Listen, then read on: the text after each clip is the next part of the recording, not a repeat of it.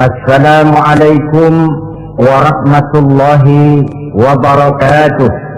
Waalaikumsalam warahmatullahi wabarakatuh. Bismillahirrahmanirrahim. Alhamdulillahi rabbil alamin. Wassalatu wassalamu ala ashrafil anbiya'i wal mursalin, sayyidina wa maulana wa habibina wa syafi'ina Muhammadin wa ala alihi wa ashabihi al-mujahidin al-tahirin, amma ba'du. Saudara-saudara kaum muslimin rahimakumullah, pada pertemuan kali ini kita akan membicarakan riwayat Nabi Allah Ibrahim alaihi salam. Beliau termasuk salah satu dari 5 orang rasul yang merupakan kelompok yang dikenal dengan ulul azmi, yaitu para rasul yang dinilai mempunyai kelebihan di dalam keutamaan, ketabahan, keuletan, dan sikap istiqomah di dalam berjuang. Jumlahnya ada 5, yaitu Nabi Nuh, Nabi Ibrahim, Nabi Musa, Nabi Isa, dan Nabi Muhammad alaihi wassalatu wassalam. Sebagaimana yang kita maklum bahwa Nabi Allah Ibrahim alaihi salam lahir pada masa pemerintahan Raja Namrud laknatullah alaih. Namrud adalah figur yang lebih merupakan kekuatan daripada keadilan, lebih merupakan kezaliman daripada kebijaksanaan. Ia seorang raja yang memerintah secara sewenang-wenang, lalu dengan segala macam cara berusaha mempertahankan kekuasaannya. Itu sebabnya di hari-hari menjelang kelahiran Nabi Allah Ibrahim alaihi salam, entah oleh karena rasa takut dan khawatir akan munculnya orang-orang yang dapat menumbangkan kekuasaannya, entah karena bisikan ahli nujum atau dukun-dukun yang memang banyak mengelilingi istananya, ia memutuskan untuk membunuh seluruh bayi yang dilahirkan dalam bentuk laki-laki. Ini dilatar belakangi oleh kekhawatiran akan muncul seseorang yang dapat menghancurkan kekuasaannya, sebagaimana Fir'aun laknatullah alaih. Itulah sebabnya di zaman sebelum Nabi Ibrahim dilahirkan, Raja Namrud membuat peraturan, apabila seorang ibu melahirkan bayi laki-laki, bunuh bayi itu. Seluruh perempuan hamil berada di bawah pengawasan aparatur negara, dan laki-laki dianjurkan untuk jangan dekat-dekat dengan istrinya guna menghindari terjadinya proses kehamilan ini. Entah berapa ratus bahkan berapa ribu bayi laki-laki yang jadi korban tanpa dosa dari sebab kelaliman pemerintahan Raja Namrud laknatullah alaih ini. Kita teringat kepada satu hadis di mana Rasulullah sallallahu alaihi wasallam pernah bersabda, "Ya'ti 'alan nasi zamanun ru'asa'uhum kal asad wa wuzara'uhum kal dhi'ab wa qudatuhum kal kilab wa katsirun nasi yawma idzin kal aghnam." Pada satu saat, kata Nabi, akan datang di tengah masyarakat manusia di mana pada masa itu muncul pemimpin-pemimpin yang bertingkah laku seperti singa. Ru'asa'uhum kal asad, pemimpin-pemimpin mereka bertingkah laku seperti singa. Saudara kenal singa? Saudara boleh periksa di mana ada hutan, singa selalu menjadi raja. Padahal hutan belum pernah bikin pemilihan umum. Tapi yang namanya singa tidak pernah peduli ada pemilihan umum atau tidak, raja hutan tetap singa. Kenapa? Karena singa menjadi raja di hutan bukan berdasarkan kebenaran, tapi karena kekuatan. Karena kuat, maka dia naik jadi raja. Soal benar atau tidak, soal lain. Maka sebagai akibatnya, setelah si singa ini naik menjadi raja hutan, dia bukan melindungi rakyatnya, malah makanin rakyatnya. Coba saudara lihat di hutan, kambing rakyat hutan dimakan oleh singa, ayam rakyat hutan dimakan oleh singa, sapi rakyat hutan dimakan oleh singa. Inilah akibatnya karena singa naik berdasarkan kekuatan. Setelah naik bukan melindungi rakyatnya, malah makanin rakyatnya. Mental semacam inilah yang dimiliki oleh Raja Namrud laknatullah alaih. Cuma karena rasa ketakutan akan datang orang yang akan menumbangkan kekuasaannya, maka seluruh bayi laki-laki harus dibunuh tanpa dosa apapun. Itulah kata Nabi, akan datang di tengah masyarakat manusia muncul pemimpin-pemimpin yang mentalnya seperti singa. Nah, kalau yang jadi pemimpin sudah seperti singa, wa wuzara'uhum kazi'ab, yang jadi wazir, yang jadi menteri, kata Nabi, lagunya seperti serigala. Lihat kali ini, tapi ini serigala. Apa serigala itu? Saudara tahu dalam dongeng anak-anak, serigala itu kan binatang yang paling licik. Untuk terang-terangan dia tidak berani karena tidak punya kekuatan seperti sang singa. Maka dia pakai ilmu kelicikannya. Serigala itu kalau ingin makan daging ayam, pakai bulu ayam. Kalau ingin makan daging kambing, pakai bulu kambing. Pendeknya, serigala binatang yang menghalalkan segala macam cara asal tujuan tercapai. Itulah serigala, lambang dari sifat kelicikan. Lempar batu, sembunyi tangan. Pengen makan daging ayam, pakai bulu ayam, nyaruh jadi ayam. Pengen makan daging kambing, pakai bulu kambing, nyaruh jadi kambing. Ini akibat dari yang pertama tadi, pemimpin seperti singa, lalu menteri pun seperti serigala. Efeknya kemudian yang segera menyusul apa? Wa qudotuhum kalsilar. Kalau pemimpin sudah seperti singa, menteri sudah seperti serigala, wa qudotuhum kalsilar, akan muncullah para penegak hukum yang mentalnya seperti anjing. Inna lillahi wa inna ilaihi raji'un. Penegak hukum yang mentalnya seperti anjing itu. Anjing, saudara lihat, anjing akan setia kepada siapa saja yang memberinya daging.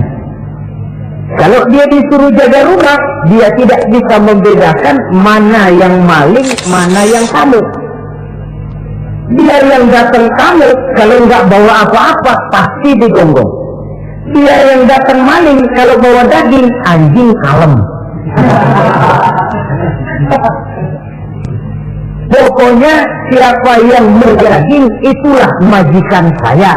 Apa kata majikan saya, itulah yang saya laksanakan. Maka hilang kebenaran hukum, hancur norma-norma keadilan. Oleh karena apa? Oleh karena anjing dapat daging. Lalu dalam kondisi semacam itu, yang jadi rakyat bagaimana? Kata Nabi, wa katsirun nas yauma idzin kal aghnam. Adapun kebanyakan orang pada masa itu, lagunya sudah seperti kambing. Saudara, kambing itu binatang yang cuma menang groyokan dan tidak punya alternatif. Namanya kambing, digiring ke lapangan enggak. Betul kan? Digiring ke kuali enggak. Dikasih makan rumput enggak. Sampai pun mau dipotong masih enggak juga. Tidak punya pilihan lain si kambing ini, tidak punya alternatif lain. Kondisi semacam inilah yang terjadi di masa pemerintahan Raja Namrud laknatullah alaih. Oleh karena diiming-iming, dibisiki oleh dukun-dukunnya, oleh nujum-nujum yang mengelilingi istananya, bahwa akan datang seorang anak laki yang kelak akan menyumbangkan kekuasaannya, dia mengeluarkan peraturan. Ya peraturan singa. Mulai saat ini diumumkan kepada seluruh rakyat, siapa-siapa perempuan melahirkan bayi laki-laki, bunuh hidup-hidup. Seluruh orang bunting di bawah pengawasan Ansip negara. Dan mulai malam ini, supaya semua kaum bapak jarang-jarang tidur sama istrinya. Namanya peraturan Namrud. Tapi apa yang memang Allah kehendaki untuk terjadi, pasti terjadi. Yaitu kelahiran Nabi Allah Ibrahim alaihi salam.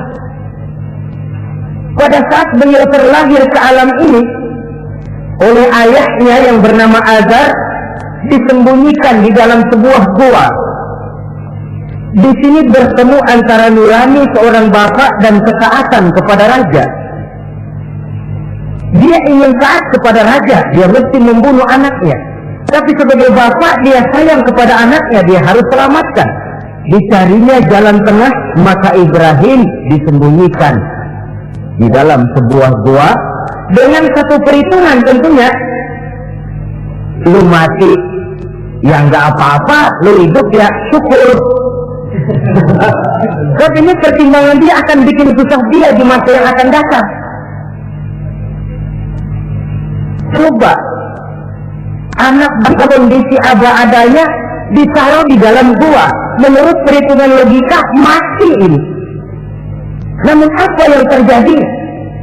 Nabi Allah Ibrahim yang sejak masa bayi diletakkan dalam gua dipelihara oleh Allah. Nah, kalau Allah yang sudah memelihara, orang mana yang sanggup mendatangkan bencana dan mudarat? Untuk melangsungkan kehidupannya, Nabi Ibrahim itu mengisap ibu jarinya. Dan konon menurut riwayat dari ibu jarinya itu keluarlah madu. Sehingga walaupun tidak didampingi oleh ayah dan ibunya, tinggal di dalam gua seorang diri, pertumbuhannya sebagai seorang bayi menjadi seorang anak, tumbuh dengan pesat sebagai lazimnya anak-anak yang lain. Dalam ilmu tauhid, ini yang dinamakan irhas. Tanda-tanda yang diberikan kepada seseorang yang akan dipilih menjadi rasul pada saat dia masih anak-anak. Ini yang dinamakan irhas. Adapun kalau dia sudah diangkat menjadi rasul, maka tanda-tanda itu dinamakan mukjizat. Kalau jatuh kepada wali, maka tanda itu dinamakan karomah, atau yang dalam bahasa kita disebut dengan keramat. Jadi kan kita ini dalam kehidupan anak-anak kita kadang-kadang bisa melihat bakat yang dimilikinya pada saat dia masih kecil. Tanda-tanda itu ada. Nah, dalam kehidupan para rasul, masa kecil mereka yang melakukan itu dinamakanlah irham. Begitulah Nabi Ibrahim tumbuh dari bayi menjadi anak-anak di dalam gua. Dan ayah ibunya kadangkala menengok dia. Pada saat dia sudah mulai pandai berbicara, dia sudah mulai berpikir.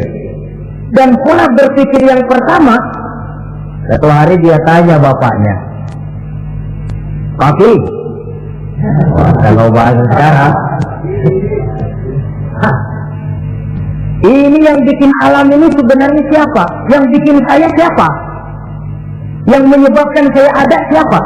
"Ya kami, ibu bapakmu," kata ayahnya. "Oh begitu." "Lalu yang bikin ibu bapak siapa?" "Ya nenekmu. Gara-gara dia saya ada, gara-gara saya ada." "Lalu yang bikin kakek dan nenek siapa?"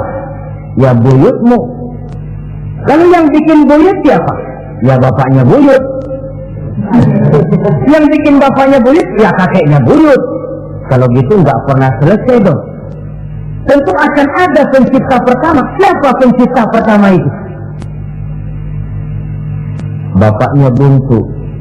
"Lu jangan usil dah." Temen-temen lu juga nggak pernah nanyain urusan kayak begini. Saya nggak puas, Pak. Begini sekarang, saya mau tanya. Ini kaum kita nyembah apa? Nyembah berhala. Nah, yang bikin berhala itu siapa? Saya, bapakmu, Azhar. Kaum kita menyembah berhala, bapak. Kenapa nggak nyembah bapak aja kok tanggung-tanggung? Jawaban ayahnya tidak membuat ia jadi puas. Terus merenung siapa gerangan pencipta pertama, siapa gerangan yang patut disembah dengan sebenarnya, siapa gerangan pencipta alam semesta ini. Bila malam datang, dia melihat bintang gemintang bertabur menghias cakrawala. Dia berkata, ini yang patut dianggap Tuhan, tinggi, terang benderang. Tapi manakala besok pagi bintang tenggelam, dia pun bilang, la uhibbul afilin. Saya tidak suka kepada yang tenggelam. Masa Tuhan tenggelam? Ketika malam datang, bulan pun terbit. Nah, ini barangkali yang Tuhan. Ini lebih besar dari yang semalam.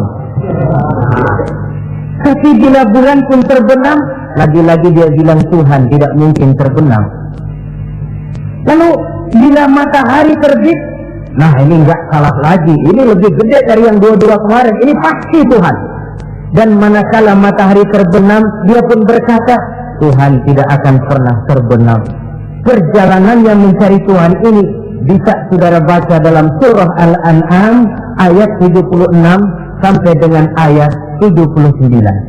Sampai Allah memberikan petunjuk kepadanya, mengangkatnya menjadi seorang rasul dan menyampaikan misi dakwahnya. Saudara-saudara kaum muslimin rahimakumullah, dakwah yang pertama dilaksanakan tentu kepada bapaknya, kemudian kepada kaumnya. Secara psikologis ini kan makan nasi. Coba, kalau kita harus nasihatin orang lain yang tidak ada hubungannya dengan keluarga, barangkali biasa saja. Tapi nasihatin bapak sendiri, ini kan makan nasi. Mau didiamkan saja, batil dan sesat. Mau diceramahin bapak sendiri. Tapi bapak tinggal bapak, kewajiban melaksanakan dakwah jalan terus. Ini berarti bahwa tugas amar ma'ruf dan nahi munkar memang tidak mengenal posisi. Begitulah saudara-saudara, sampai kepada satu hari Nabi Ibrahim melaksanakan dialog dengan kaumnya. Saudara-saudara, hadhihi tamathil allati antum laha akifun. Surah Al-Anbiya ayat 51. Saudara-saudara, berhala-berhala ini yang bapak saya yang buat, inikah yang selama ini tuan-tuan sembah? Kaumnya menjawab, qalu wajadna aba'ana laha abidin. Iya, sebab nenek moyang kami, nenek moyang kita juga dulu nyembah itu. Bagaimana nenek moyang kita, begitulah kita. Jawab Nabi Ibrahim, laqad kuntum wa aba'ukum fi dhalalin mubin. Sebenarnya kamu dan nenek moyangmu sama, borongan satu gerbong sesat. Kok kamu ikuti nenek moyang kamu? Mereka enggak berpikir, kamu enggak ikut berpikir. Mereka sesat, kamu ikut sesat. Kamu sudah hidup di satu zaman yang maju sekarang ini. Kenapa mau kembali ke zaman nenek moyang dulu? Menyembah berhala yang nyata-nyata tidak sanggup mendengar, tidak sanggup melihat, tidak sanggup memberikan manfaat mudarat. Pokoknya kalau kamu tidak tinggalkan berhala-berhala ini, suatu saat pasti akan saya sikat dan saya hancurkan. Jadi saudara-saudara, prinsip dakwah itu memang tentu harus bil hikmah wal mau'izatil hasanah, dengan bijaksana dan dengan nasihat-nasihat yang baik. Tapi kalau sudah mencegah suatu kemunkaran, kata Nabi, man ra'a minkum munkaran falyughayyirhu biyadihi. Siapa di antara kamu yang melihat suatu kemunkaran, hendaklah dia berusaha merubah dengan kekuatan tangannya. Kalau dengan tangannya dia tidak sanggup, fabilisani, hendaklah dengan lidahnya. Kalau itu pun dia tidak mampu, fabiliqalbi, hendaklah dalam hatinya. Dan mencegah suatu kemungkaran dengan hati, itulah nilai iman yang terendah adanya. Nabi Ibrahim melihat bahwa watak menyembah berhala ini sudah berurat dan berakar. Kenapa? Mereka mengembalikan itu kepada kebiasaan dan tradisi nenek moyang. Sama juga di zaman kita sekarang ini, sudah kita menegakkan tauhid, membina sebersih-bersih iman, menegakkan semulus-mulus tauhid. Ada juga kelompok orang yang mau mengembalikan kita ke zaman nenek moyang, ke zaman animis, menghidupi tradisi nenek moyang dalam hal ibadah, dalam hal ubudiyah. Tentu merupakan langkah kemunduran adanya. Dan ini bukan barang baru. Umat Nabi Ibrahim sudah memberikan contoh. Kenapa kami menyembah berhala? Sebab nenek moyang kami menyembah berhala. Nabi Ibrahim jawab gampang aja. Iya dulu, gorongan, sekerbong, lempeng semua sesat. Kaum muslimin rahimakumullah. Dan bukan cuma kata, dibuktikan oleh Nabi Allah Ibrahim. Begitu Raja Namrud menurut satu riwayat bersama para tentaranya pergi berburu, Nabi Ibrahim ngintip-ngintip. Begitu Namrud keluar, beliau masuk. Kalau istilah kita, ke tempat Namrud ibadah, ke masjidnya lah, di mana di situ tersimpan seluruh berhala yang mereka sembah, dari yang paling gede sampai yang paling kecil. Nabi Ibrahim masuk bawa kampak. Seluruh berhala-berhala yang ada di tempat itu habis dikampakin, hancur berantakan. Kecuali berhala yang paling gede, itu ditinggalin, nggak diapa-apain, dan tampaknya ditaruh di tangan berhala yang paling gede. Memang kebetulan tangannya diracun begini, digantungkan tampak di situ. Nabi Ibrahim keluar. Adapun Namrud, ketika dia pulang dari perburuannya, mau melaksanakan ibadah, bukan main terkejutnya melihat Tuhannya berantakan.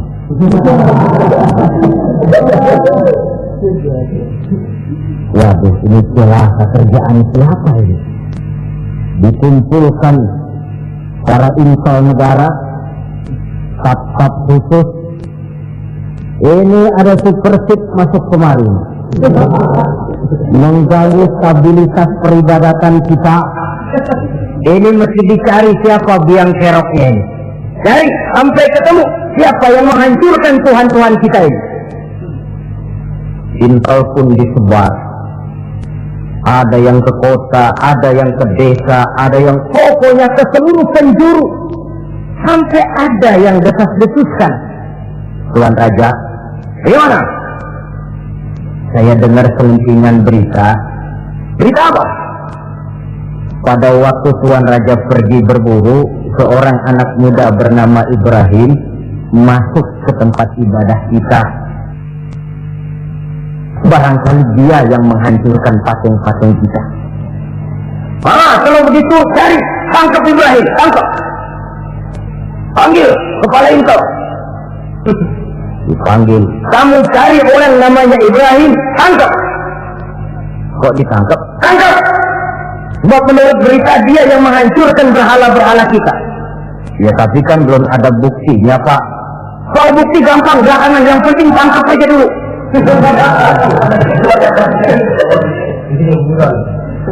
Ini supersip ini. Saudara-saudara, dicarilah Nabi Allah Ibrahim, ketemu, dihadapkan kepada Raja Namrud, disidang di pengadilan terbuka, disaksikan orang banyak, dibuka oleh Raja Namrud.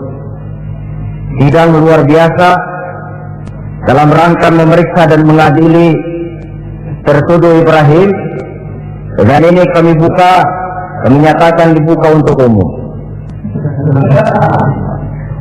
Terdakwa supaya dibawa ke dalam ruangan sidang. dihadapkan Nabi Ibrahim. Nama Ibrahim, orang tua. Tuduhan menghancurkan berhala. Kahada bi alihatina ya Ibrahim. Ibrahim, benarkah kamu yang menghancurkan Tuhan-Tuhan kami? Siapa bilang? Ada berita yang sampai kepada kami. Ketika kami keluar, kau masuk ke tempat kami ibadah. Ngaku aja dan aku. Daripada urusan jadi panjang, mendingan ngaku aja dah. Kata Nabi Ibrahim, enggak. Bal fa'aluhu kabiruhum hada. Yang menghancurkan berhala-berhala Tuhan, berhala yang paling besar ini. Yang paling besar ini. Besarnya nunjuk ke patung, ininya nunjuk ke dirinya. Kabiruhum kepada berhala, hada kepada dirinya sendiri. Wah, enggak, kata Nabi Ibrahim. Setahu saya enggak semua berhala hancur. Saya dengar yang paling gede enggak apa-apa. Ya, dan ada kampak di tangannya. Kali yang gede tuh iseng. Jadi yang kecil-kecil aja dikampakin semua sama yang gede. Buktinya kampak masih ada di tangannya, kok tanya aja dia. Kata Namrud, Ibrahim, kamu sudah gila apa?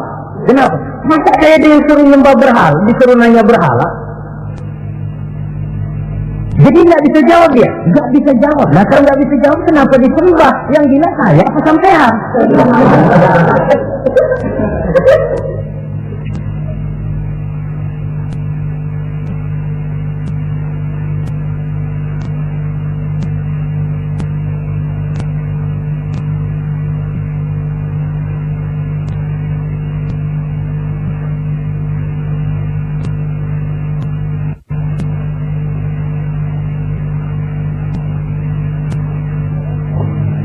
Merasa tidak sanggup menghadapi argumentasi yang diajukan oleh Nabi Allah Ibrahim, Namrud kalap. Dalam kesalapannya itulah ia menjatuhkan vonis bahwa Nabi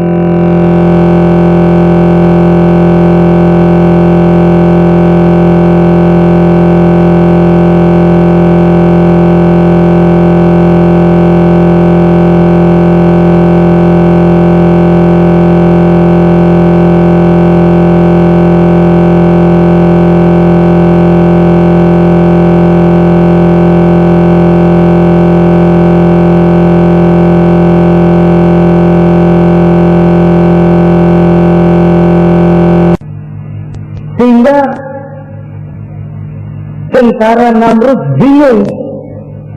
Ini Ibrahim bagaimana ngebakarnya?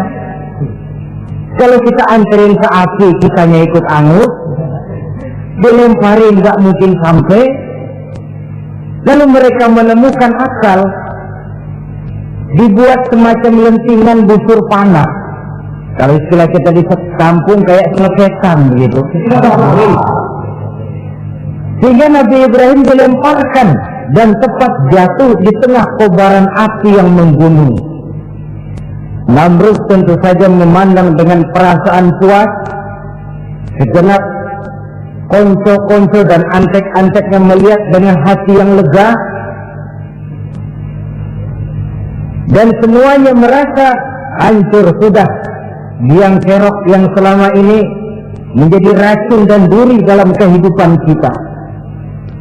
Tapi rupanya yang mereka mau lain dengan yang Allah mau. Ketika Nabi Allah Ibrahim hampir masuk ke tengah kobaran api yang menggunung itu, datanglah perintah Allah kepada api. Ya naru kuni bardan wa salaman ala Ibrahim. Hai api, dinginlah kamu, selamatkan Nabi Ibrahim. Api ini tunduk kepada perintah Allah, ia pun dingin, sehingga Nabi Ibrahim di tengah kobaran api yang menggunung, seujung rambut pun tidak terbakar, malah kedinginan di tengah kobaran api. Lalu api ini dari besar makin lama makin kecil, makin lama makin kecil, akhirnya padam. Yang ada tinggal tumpukan arang dan debu. Kata Namrud, mampus loh Ibrahim. Rasain. Barangkali istilah kita nih, makan pencarian lo. Pakai bertingkah mencaci maki Tuhan kami, menghancurkan berhala-berhala. Sekarang rasakan hasil usahamu. Sorak-sorai pun kedengaran.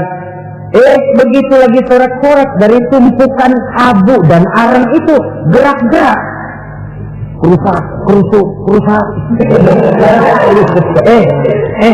Kok ini ada arang bergerak-gerak? Rupanya dilihat-lihat, makin lama makin nyata, Nabi Ibrahim keluar dari tumpukan arang dalam keadaan utuh, tidak kurang satu apapun.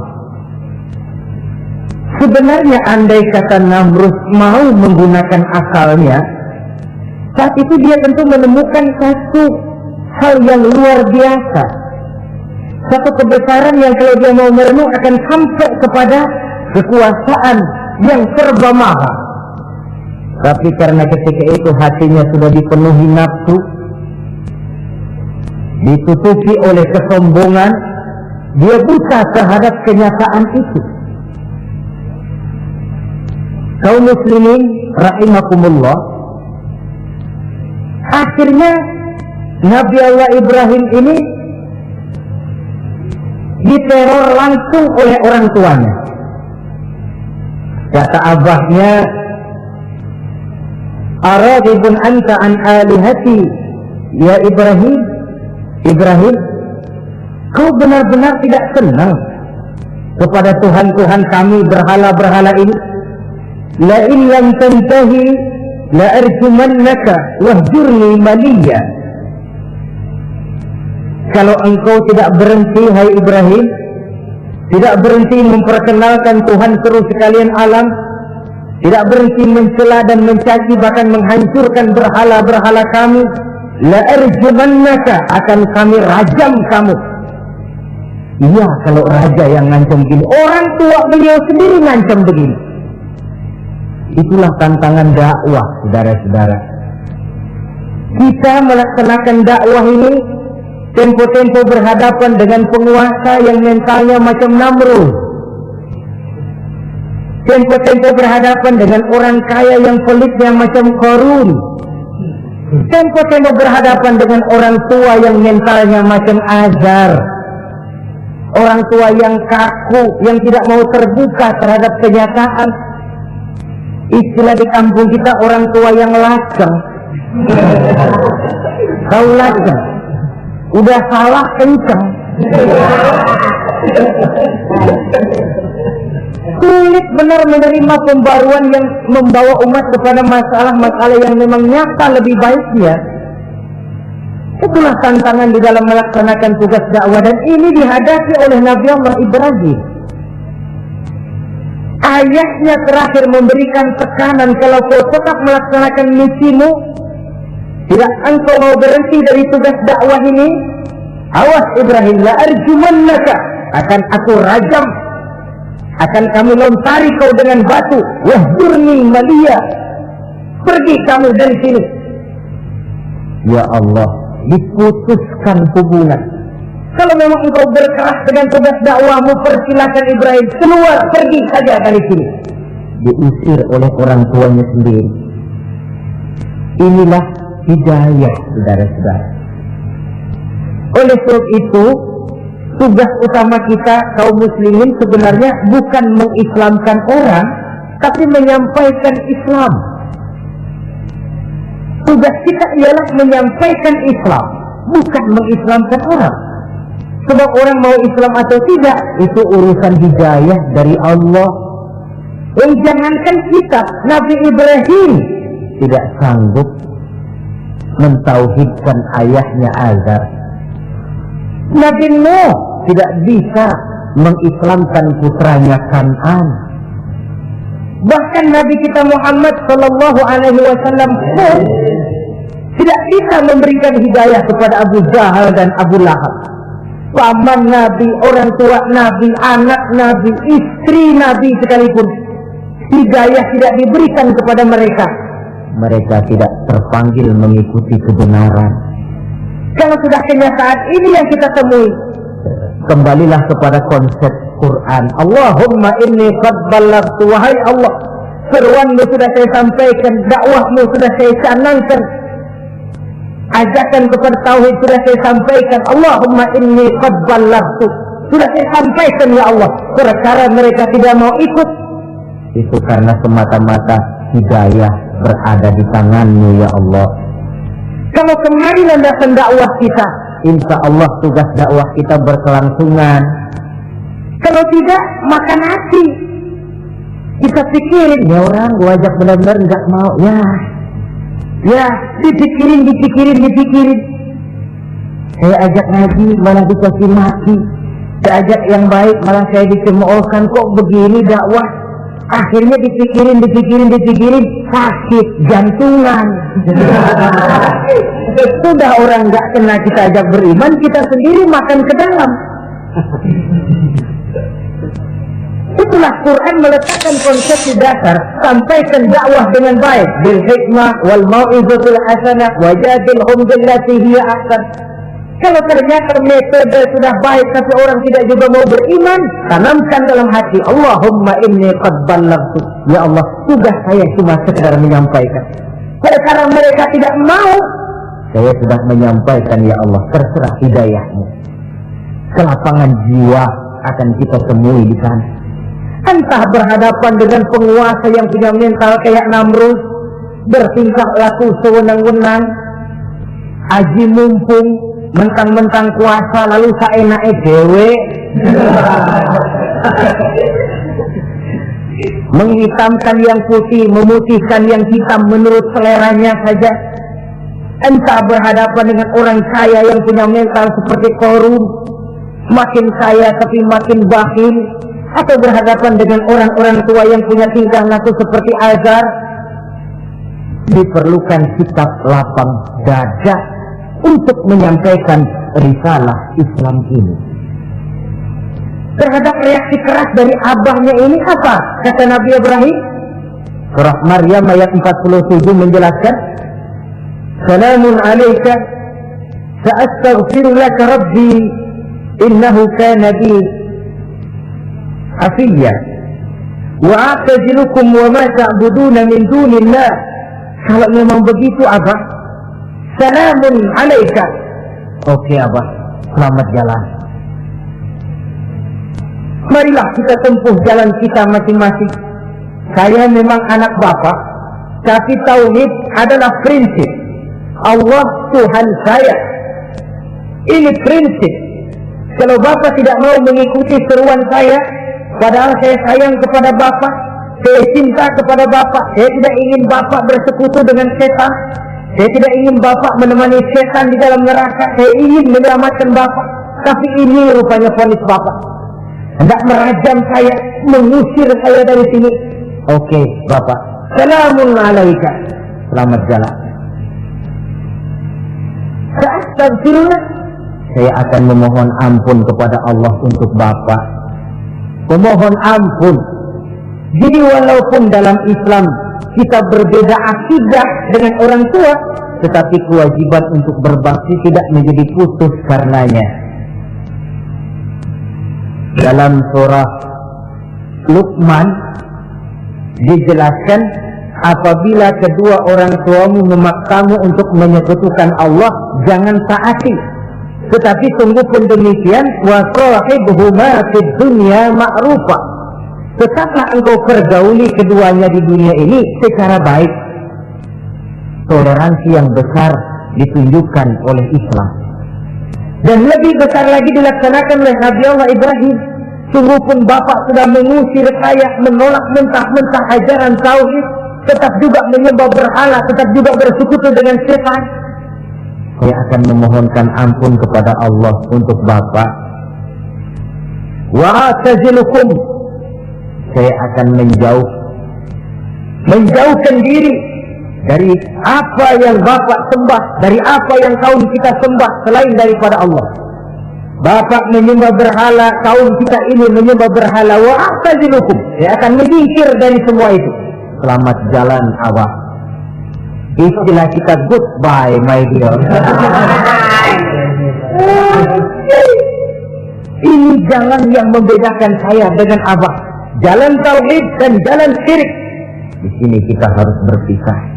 Walaupun dengan berat hati kita berpisah. Jadi keluarga dan akidah punya garis yang jelas. Umumnya, ya walaupun baik tapi memang harus ditingkatkan. Umumnya kita ini kan mayoritas merasa sebagai muslim karena keturunan. Kenapa kamu Islam? Bapak saya Islam, nenek saya Islam, saya Islam. Baiklah, itu pun baik. Pada mulanya memang harus begitu. Tapi lambat laun kita tentu harus merasakan bahwa keberadaan kita dalam Islam tidak cukup cuma karena faktor keturunan. Dengan kata lain, kita harus memperbaiki kualitas keislaman kita. Inilah proyek utama kita sekarang, mengislamkan orang Islam.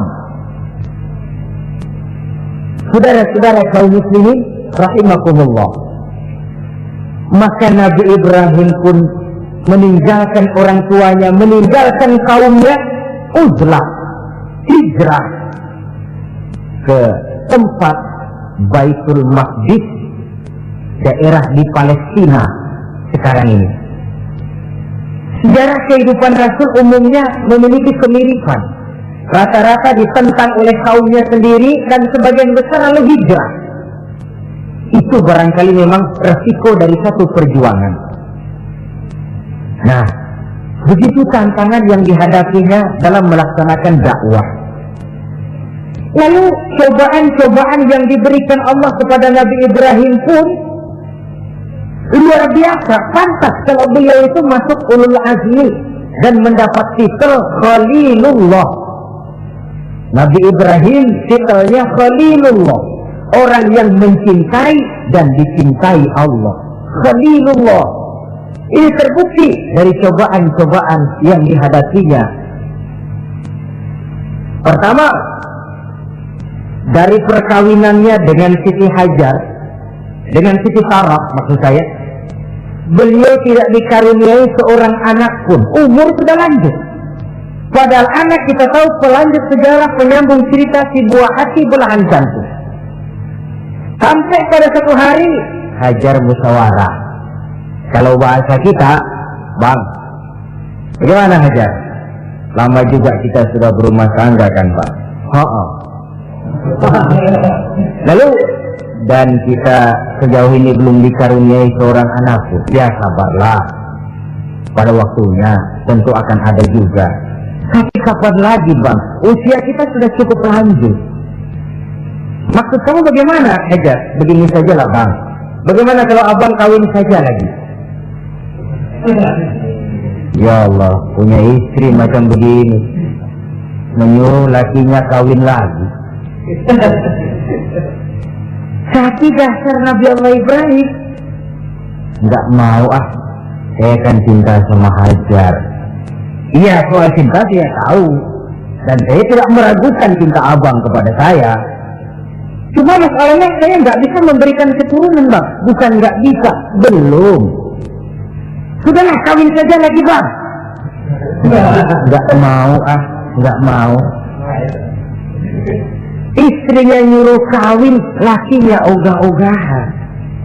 Sekarang kan enggak, istrinya ngelarang kawin, suaminya malah nyelintir.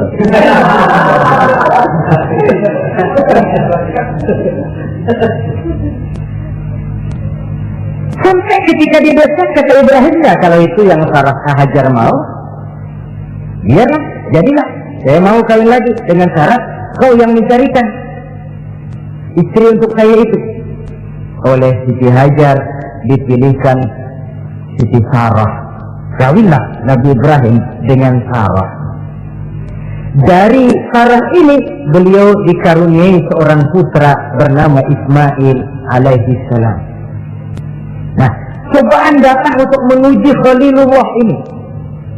Hai Ibrahim, kau cinta kepadaku, kata Allah, seolah-olah setelah saya punya anak, masuk rasa cinta anak ke dalam hatimu. Allah mau buktikan mana cintamu yang lebih besar, kepada anakmu atau kepada aku, kata Allah. Maka turun perintah untuk menyembelih anaknya sendiri. Satu riwayat menceritakan bahwa latar belakang perintah menyembelih anak ini sebenarnya gara-gara Nabi Ibrahim juga ketelepasan ngomong. Beliau pernah menyembelih 300 ekor unta dan 1000 ekor kambing. Dagingnya dibagikan kepada fakir miskin, dilaksanakan penyembelihan itu untuk mendekatkan diri kepada Allah. Dekat. Tidak cuma manusia, malaikat kagum, dipuji Nabi Ibrahim. Bukan main Ibrahim, kaya berani. Ya, kalau miskin berani, nekat kali. Ini kaya berani.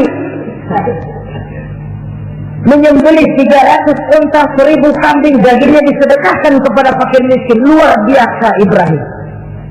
Ketika dipuji orang banyak, itulah beliau timbul sifat manusianya. Apa kata beliau? Saya mah jangankan kambing sama unta, anak juga kalau saya punya disuruh potong, saya potong untuk mendekatkan diri kepada Allah. Kenapa ketelepasan ngomong begitu? Sebab waktu itu belum punya anak, ngomongnya enak. Sama juga kita, gue mah kalau punya motor, siapa juga ketemu di jalanan, gue boncengin. Lagi belum punya. Kalau udah punya, lain gayanya. Itu biasa, itu omongan orang belum kaya emang begitu.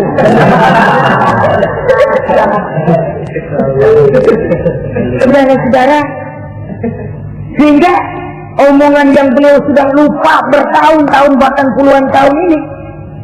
Begitulah ketika sudah punya anak Ismail, falamma balagha ma'ahu sa'ya, ketika Ismail sedang lucu-lucunya dalam tidurnya, mimpi turun perintah, ya Ibrahim uffi binuzrika. Hai Ibrahim, bayar nazarmu. Nazar? Iya. Apa nazar? Dulu pernah ngomong apa, ingat enggak? Jangankan cuma kambing, unta, anak pun kalau punya disuruh potong, saya potong. Jadi anggap nazar. Bayar nazarmu, potong anakmu. Dipikirin siangnya, semalam itu benar-benar perintah Allah apa cuma mimpi? Kalau mimpi kok jelas amat, kalau perintah Allah kok kelewatan amat. Pakai anak disuruh potong, emang gak ada yang lain apa? 3 malam berturut-turut mimpi sampai beliau yakin ini memang benar perintah Allah dan dilaksanakan dengan berat hati. Pagi-paginya bilang kepada Siti Sarah, Sarah, Ismail mandikan, berikan pakaian yang baik, saya mau bawa pergi dia. Kemana bang? Pokoknya mau saya bawa. Berangkatlah anak beranak ini menuju salah satu bukit di daerah Mina. Ketika duanya sudah mau berangkat, iblis sibuk bukan main. Ini cobaan loh. Orang kalau mau ibadah, Pak, iblis paling gatal. Segala macam cara mereka lakukan agar orang jangan ibadah. Ini Ibrahim mau membuktikan cintanya kepada Allah. Ya Allah, lihatlah, walaupun saya sudah punya anak, cinta saya kepadamu lebih besar ya Allah. Walaupun perintah ini menyembelih anak sendiri, saya potong karena melaksanakan perintahmu. Iblis ribet. Mula-mula dia bisikin Nabi Ibrahim. Hei Ibrahim,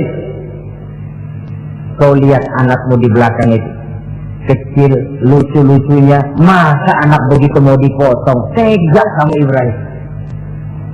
Ini perintah Allah, gak ada urusan sama ente. Iya. Kata iblis, waduh mantap juga nih.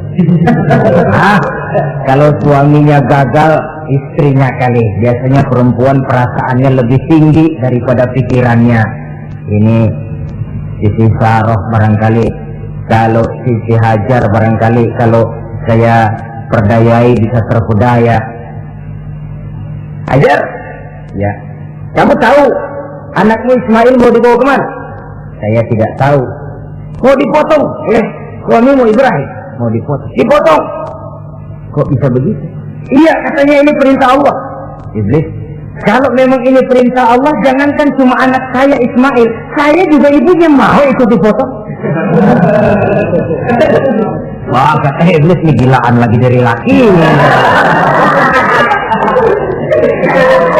Saya kira karena perempuan bisa barangkali dilemahkan semangatnya, saya tidak.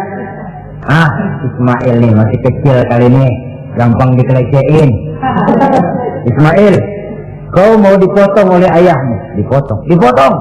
Kok bisa begitu? Katanya perintah Allah. Kalau memang ini perintah Allah, saya siap. Iblis mau ngomong lagi, Nabi Ibrahim Ismail ngambil batu disambitin iblis. Izhab ya la'in, pergi, laknat, terkutuk kamu. Nyambitinnya itu sampai sekarang jadi ikutan dalam salah satu pelaksanaan ibadah haji yang disebut jumrah, melontar. Itu simbol permusuhan abadi antara manusia dengan iblis. Jadi kalau ada orang mau berbuat baik, iblis itu datang dari 3 penjuru. Dari bapak, dari anak, dari istri. Kadang-kadang bapaknya nggak kena, istrinya dibujukin. Laki lu sok loyar menyumbang masjid. Jangan kasih duit, simpan aja baik-baik.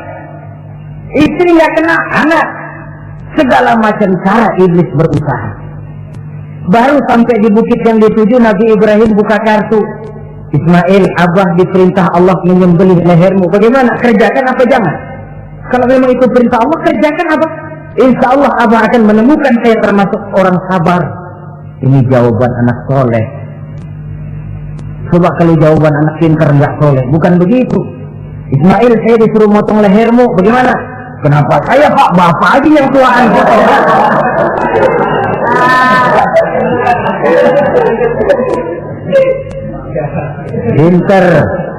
Pinter, tapi nggak soleh, ya begitu itu, minteri jadinya.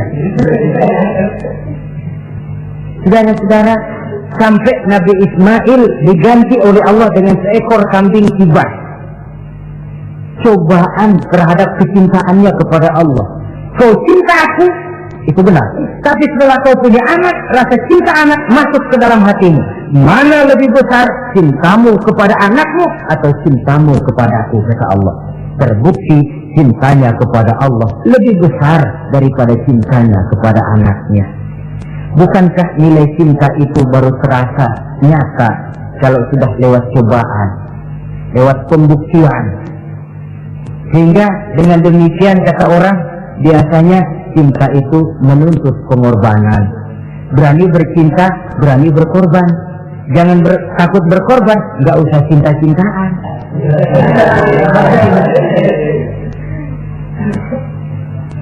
Saudara-saudara, sebab kalau orang sudah berbuat untuk sesuatu yang dicintainya, sangat boleh jadi si lemah akan jadi kuat, yang jauh jadi terasa dekat, yang takut jadi berani. Kalau orang sudah melakukan sesuatu untuk yang dicintainya. Seorang bapak karena cintanya kepada anaknya, dia rela pergi pagi pulang sore, peras keringat banting tulang supaya hari depan anaknya lebih baik daripada dia. Seorang suami yang cinta kepada istrinya, tidak soal dia kepanasan dan kehujanan, mencari yang sulit-sulit yang diinginkan oleh istrinya. Contoh paling dekat saja, kalau istrinya sedang mengidam, dia tengah malam buta minta mangga dan gak musim mangga, rusak-rusuk suaminya cari mangga. Cinta memang membuat yang jauh jadi terasa dekat. Lalu cobaan lain ketika turun perintah melaksanakan khitan. Umur beliau menurut riwayat Abi Daud sudah umur 80 tahun. Di zaman belum ada pisau cukur, silet, gunting, kulit sudah alok. Tapi ini perintah Allah, laksanakan, resiko belakangan. Nabi Ibrahim pandai memilah mana kepentingan pribadi, mana perintah Allah. Nah, perkara beliau nanti pindah ke Mekah, membangun Ka'bah sampai kepada hari tuanya, ini berkaitan dengan Nabi Allah Ismail, dan akan kita bicarakan pada pertemuan di mana kita nantinya akan membicarakan riwayat Nabi Ismail alaihi salam. Untuk riwayat Nabi Ibrahim, walaupun serba singkat, hingga ini sajalah dahulu, dan mudah-mudahan menjadi tamsil, ibarat dan contoh yang bisa kita jadikan pegangan di dalam kehidupan kita sehari-hari. Terima kasih banyak atas segala perhatian. Mohon maaf atas segala kekurangan. Usikum wa nafsi bitaqwallah. Wassalamualaikum warahmatullahi wabarakatuh. Oke. Cuacanya berkabut ya setelah kita pulang dari sholat Idul Adha. Minal aizin wal faizin ya buat semuanya.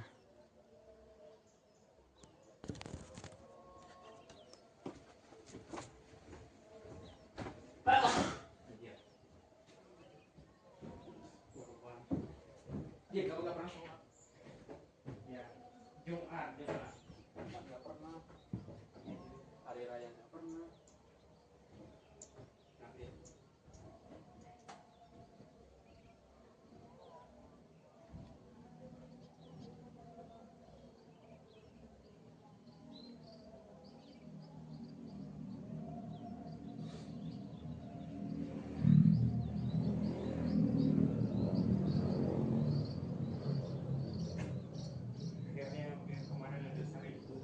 Yang terima berapa dikit?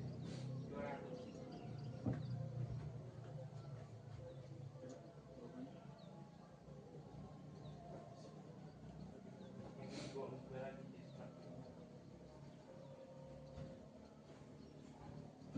Saya lihat saya gitu. Atau petani itu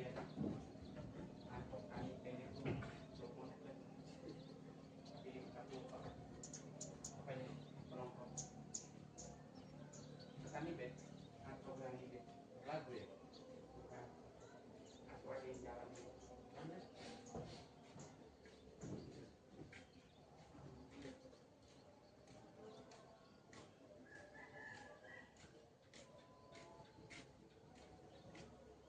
saya buat dulu lah ya lihat deh mak iya anjir Pak Aswadi dia gimana ininya dari AI-nya itu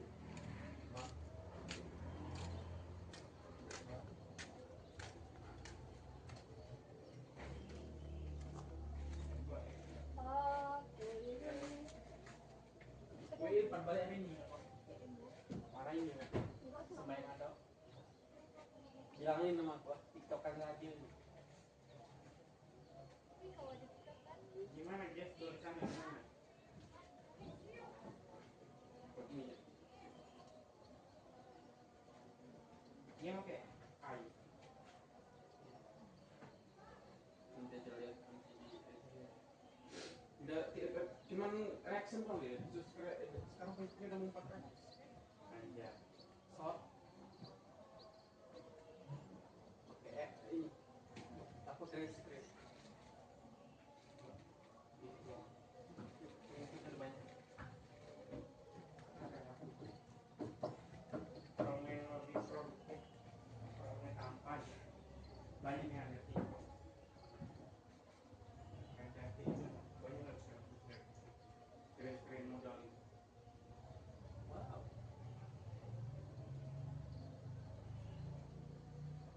mau BTC ini dia nanti modal keren sekali nah kayak gitu lah ya berapa tuh sekali 30 juta anjir 30 juta gajinya 300 juta per bulan anjir sudah disebar di seluruh Indonesia sudah iya di modi gede anjir 1,3 dia lagi ini loh Pak podcast sama Denson dia nggak kenal saya sudah kenal Raja Arab dia sekarang sekolah kayaknya dia juga kuliah ini deh kayak bimbel gitu ya nggak mungkin buat apa dia kalau bimbel gitu di kurban dia beli sapi satu ekor ngalahin di Indonesia sama main gede orang berani ya kalah sama di sekarang ini paling nonton ya nggak ada usah jadi nonton ya mau dia mau berawal dari kereta kalau Indra kan ada Indra kan di nomor saya itu wah murah banget jamnya 300 juta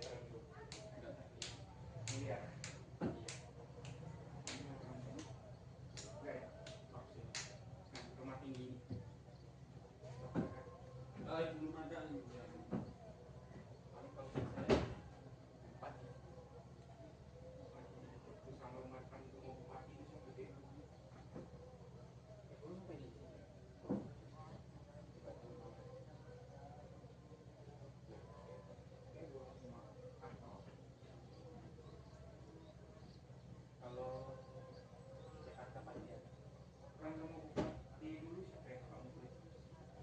Kamu tulis depan rumahnya itu. Kenapa emang iya? Gede enak. Ini apa itu? Gak lama mana ada gede depan rumah kamu. Di sebelah sana lagi. Iya, sebelah depan. Depannya dulu nggak ada yang gede. Cuma adanya kamu. Saudaranya. Adik kamu kan saudara.